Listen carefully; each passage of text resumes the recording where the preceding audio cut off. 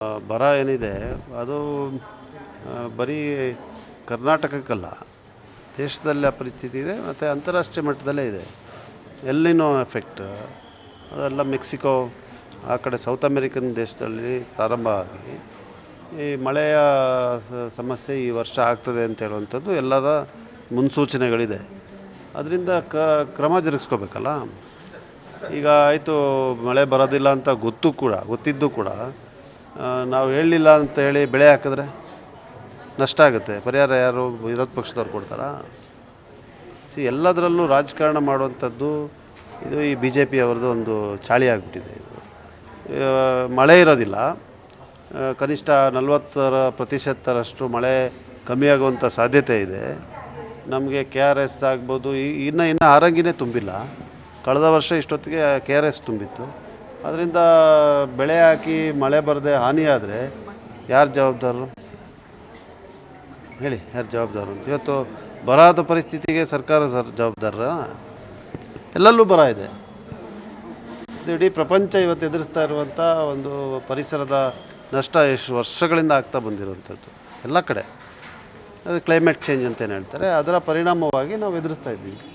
ಅದರಿಂದ ನಾವು ಮುನ್ಸೂಚನೆಗಳನ್ನು ಕೊಡಬೇಕು, ಮುನ್ನಾಲೋಚನೆ ಇರಬೇಕು, ಕ್ರಮ ಇರಬೇಕು. ಆ ದೃಷ್ಟಿಯಿಂದ ಮುಖ್ಯಮಂತ್ರಿಗಳು ರೈತರಿಗೆ ಹೇಳಿದ್ದಾರೆ, ನೋಡಿ ಈ ಥರ ಇದೆ ಪರಿಸ್ಥಿತಿ, ನೀವು ಬೆಳೆ ನೆಟ್ಟಿ ನಾಳೆ ನಷ್ಟ ಆದರೆ ಮತ್ತು ನಷ್ಟಕ್ಕೆ ಪರಿಹಾರ ಕೊಡಬೇಕು. ಪರಿಹಾರ ಕೊಡೋಕ್ಕಾಗಲಿಲ್ಲ ಅಂದರೆ ನಿಮ್ಮ ಹತ್ರ ದುಡ್ಡಿಲ್ಲ ಅಂತಾರೆ. ಸೊ ಅದರಿಂದ ದಯವಿಟ್ಟು ಇದರಲ್ಲಿ ರಾಜಕಾರಣ ಮಾಡಬೇಡಿ.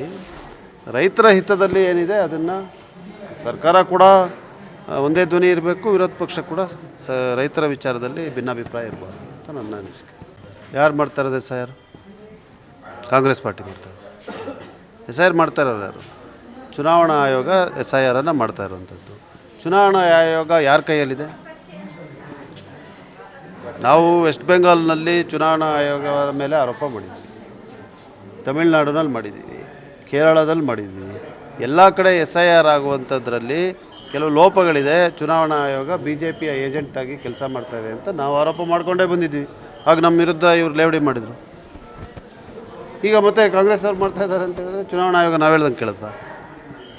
ಚುನಾವಣಾ ಆಯೋಗ ಇವತ್ತು ಪ್ರತಿಯೊಂದು ಸಂದರ್ಭದಲ್ಲಿ ಅನೇಕ ಉದಾಹರಣೆಗಳನ್ನು ಕೊಡ್ಬೋದು. ರಾಜೇಗೌಡರು ಚುನಾವಣೆ ಮತ್ತು ಮರು ಎಣಿಕೆಯಲ್ಲಿ ಏನು ಮಾಡಿದರು? ಚುನಾವಣಾ ಆಯೋಗ ಎಲ್ಲರೂ ಮನವಿ ಮಾಡಿದರು. ನಾನು ಕೂಡ ಹೇಳಿದೆ, ದಯವಿಟ್ಟು ಫಲಿತಾಂಶವನ್ನು ಪ್ರಕಟಿಸಬೇಡಿ, ಕೋರ್ಟ್ನಲ್ಲಿ ಹೋಗಿ ಕೊಡಿ, ಕೋರ್ಟ್ನ ತೀರ್ಮಾನದ ನಂತರ ಮಾಡಿ ಅಂತ. ಮಧ್ಯರಾತ್ರಿ ಪ್ರಕಟಿಸಿದ್ರಲ್ಲ, ಸಾಧ್ಯ ಇದೆಯಾ? ಷಡ್ಯಂತ್ರ ಅದು. ಯಾರು ಮಾಡಿದ್ದು? ಚುನಾವಣಾ ಆಯೋಗ. ಯಾವಾಗ ಚೆನ್ನಾಗಿತ್ತಾ? ಅವಾಗ ಕಾಂಗ್ರೆಸ್ನವರಲ್ಲ, ಈ ಕಾಂಗ್ರೆಸ್ನವರು. ಇವರು ಒಂಥರ ಇವಾಗ ಹಾಸ್ಯಾಸ್ಪದ ಆಗಿಬಿಟ್ಟಿದೆ ವಿರೋಧ ಪಕ್ಷ. ಕರ್ನಾಟಕದಲ್ಲಿ ವಿರೋಧ ಪಕ್ಷದ ಬಗ್ಗೆ ಜನ ಹಾಸ್ಯ ಮಾಡ್ತಾಯಿದ್ದಾರೆ, ನಗ್ತಾ ಇದ್ದಾರೆ. ವಿಧಾನ ಪರಿಷತ್ ಚುನಾವಣೆಯಲ್ಲಿ ಏನು ನಡೆದಿದೆ, ಜನಪ್ರತಿನಿಧಿಗಳು ಯಾವ ರೀತಿ ಅವರ ಆಕ್ರೋಶವನ್ನು ವ್ಯಕ್ತಪಡಿಸಿದ್ದಾರೆ, ಕರ್ನಾಟಕ ರಾಜ್ಯದ ಜನತೆ ನೋಡಿದ್ದಾರೆ.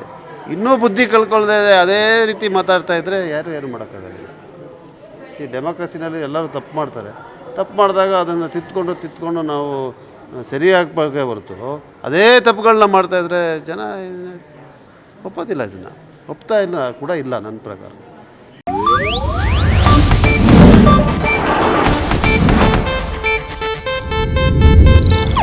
ಇದು ಏಷ್ಯಾನೆಟ್ ನ್ಯೂಸ್ ನೆಟ್ವರ್ಕ್ ಪ್ರಸ್ತುತಿ.